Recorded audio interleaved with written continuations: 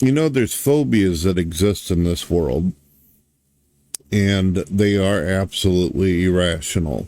Like, for instance, I have agoraphobia, and I find it to be one of the most irrational phobias ever. And that's what I tell myself whenever I'm dealing with the phobia. I say, this is irrational. I shouldn't have this. This is dumb. Why should my equilibrium be thrown off? Why should I let this be an obstacle or challenge for me? I deal with it. And then I accomplish what I need to during my day. Sure, I have my anxiety. I have panic attacks. But you can, if you have the willpower and the control, you can actually grasp it and deal with your fear. Learn to embrace it.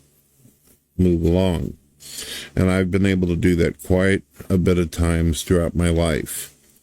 There's been some times where it gets the best of me, but I'm like Rocky Balboa. You can knock me down, you can hit me several times, but I just keep coming back. I'm Brett Keane. What can I say? But there are some phobias out there that are made up. They're invented nonsense. They're used to weaponize, used to basically control people, to deliberately and intentionally push fear into people. Like, for instance, I don't believe in Islamophobia. I don't believe in transphobia. I don't believe in homophobia. Let me tell you why. Let's start with homophobia. I wouldn't even know someone's a homosexual unless they announced it to me. How am I supposed to know what you do in your bedroom? I can't read minds. I'm not telepathic. But if you're walking around in front of children or out in public and boasting about your homosexual experience, then everybody's going to know about it.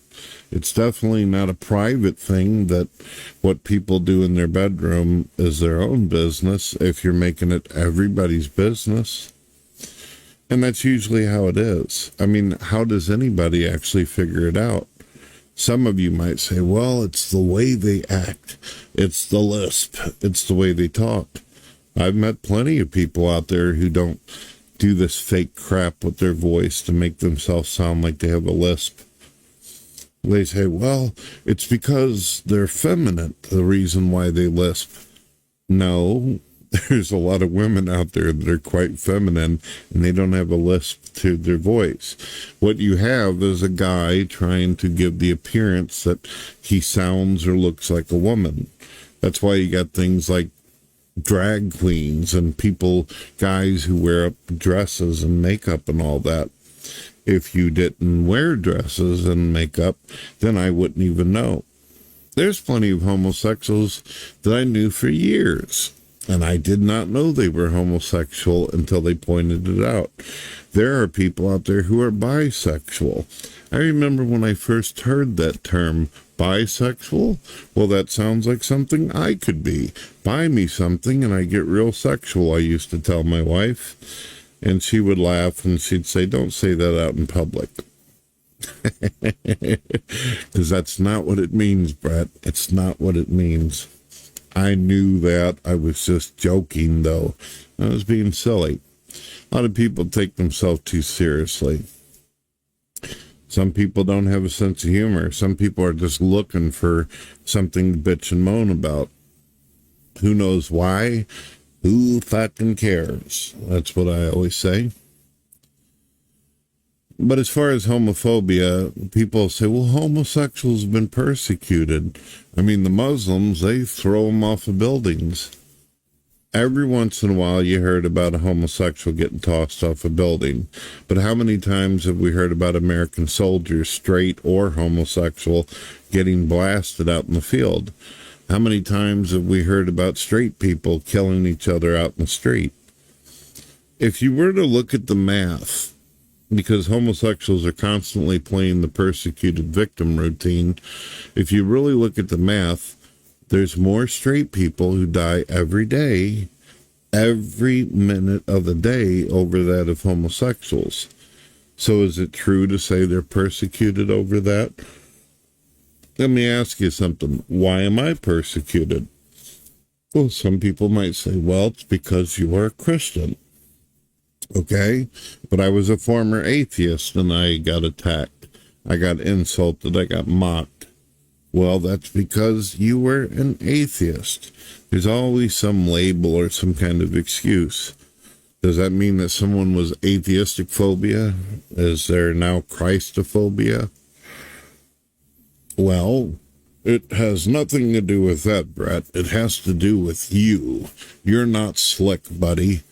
It's just because of the way you talk. It's the way you behave. It's the way I imagine that you are when you're actually not. Well, I can't do nothing about that. That's your own personal problem. What am I supposed to do about it? Right? I guess we could do a whole bredophobia thing. There's more videos talking trash about me than there are videos on YouTube talking trash about homosexuals. Right? If you go look, type in homosexuality, and I guarantee you're going to see a lot more encouraging, nice videos about homosexuals than you would finding videos about Brett Keane. So maybe there's a new condition out there called bredophobia. Maybe there's Brett derangement syndrome. Seems to be a lot of people who say they hate me, but they can't shut the fuck up about me. I just have that effect. I've got an aura, or whatever the fuck they call it around me. And it's pure heavenly bliss. That's what it looks like illuminating light that smells of perfume and winning. That's what that is. Can't help it. Was born that way. So, then there's Islamophobia. Why would anybody have problems with Muslims for? I mean, let's be honest, the majority of Americans gave a rat shit. No fucks were given about Muslims until 9/11. No atheist was mentioning them, no Christian was mentioning them, nobody cared. When you heard the word Muslim, you thought Middle East, desert, pyramids, fucking camels running around, goats and little villages and shit, and nobody cared. But then the plane slams into the fucking building, and you turn on the news and you see these videos of these people dressed up in ninja costumes fucking laughing about it and saying, "Death to America, death to America." And you got the legacy media along with the government pushing this whole fucking thing of, oh no, we're at war. We've got to go to war with these fucking people because they're crazy and they blow shit up and kill everybody around them. Is it Islamophobia or is it the fucking media's fault? Is it the fact that Muslims themselves decided to make a fucking horrible choice? And then Muslims are going to say, well, you got to understand the reason why they do the terroristic acts they do and the violence and the aggression, beating their fucking women and throwing acid in their faces or stoning them to death for adultery or, you know, whatever pumped up or trumped up reason they can do it. Well, after years of getting videos shared with me through Facebook and other social media things, of watching them go out into a fucking field or lay somebody's head on a log like you do a chicken on a farm and remove somebody's fucking head just because they didn't agree with their religion or whatever, you could kind of think why it would be absolutely rational to get anxiety or be nervous around people like this, right? So, ladies and gentlemen, you've been listening to Brett Keane from God TV Radio. When you get a chance, check out my music, books, and all my cool stuff. All that can be found in the description, my links, and on the front page of my YouTube channel. God bless.